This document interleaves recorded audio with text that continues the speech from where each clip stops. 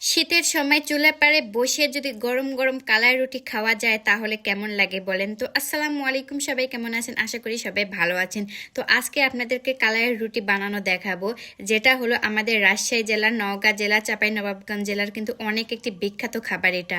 আর এই রুটিটা কিন্তু মানে শীতকালে পাওয়া যায়। আর আমাদের রাজশাহী শহরে কিন্তু সারা বছরই পাওয়া যায়। আর আমাদের গ্রাম অঞ্চলের মানুষেরা কিন্তু শীতকালে এই রুটিটা বানায়। এটা কিন্তু মাসকলাইয়ের আটা দিয়ে আর এর সাথে চাল আর গম দিয়ে মানে মিশ করে ভাঙানো।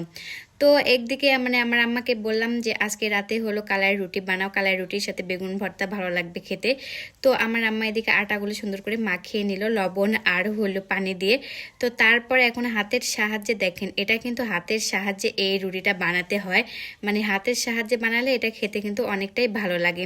কিন্তু দেখেন আমার আম্মা কত সুন্দর করে হাতের সাহায্যে এটা গোল গোল করে রুটির মতন করে বানিয়ে নিচ্ছে।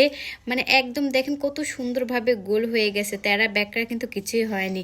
আর এই রুটিটা কিন্তু আমি বানাতে পারি না। আর আমি একটু মনোযোগ দিয়ে দেখলাম যে নেক্সট টাইম আমি হলো বানাবো, যে আমি সব রকমের পিঠা বানাতে পারি কিন্তু এই পিঠাটা আমি কোনোদিন ট্রাই করিনি।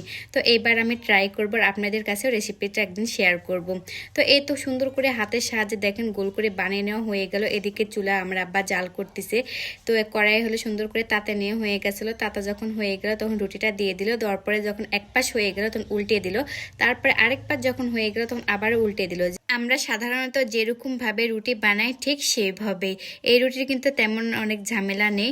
তো এইদিকে রুটিটা প্রায় হয়ে গেল, হওয়ার পরে এখন উঠিয়ে নিল।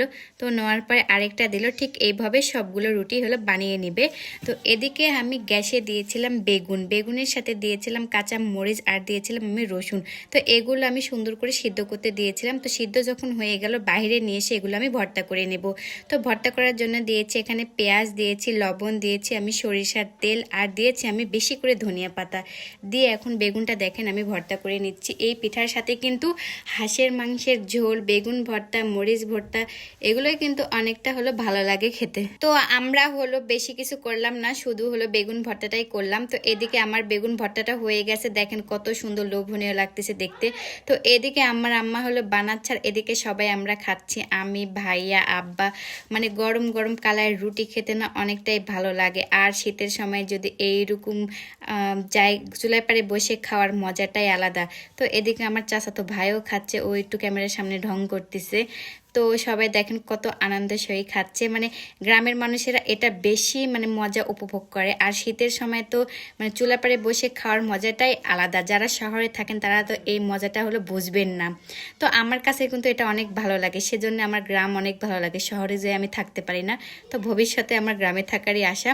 তো এদিকে দেখেন সবাই খাচ্ছে। তো আজকের ভিডিওটা এই পর্যন্ত। ভিডিওটি ভালো লাগলে একটি করে লাইক, কমেন্ট, শেয়ার করবেন। তো নেক্সট ভিডিওতে দেখা হবে। ধন্যবাদ।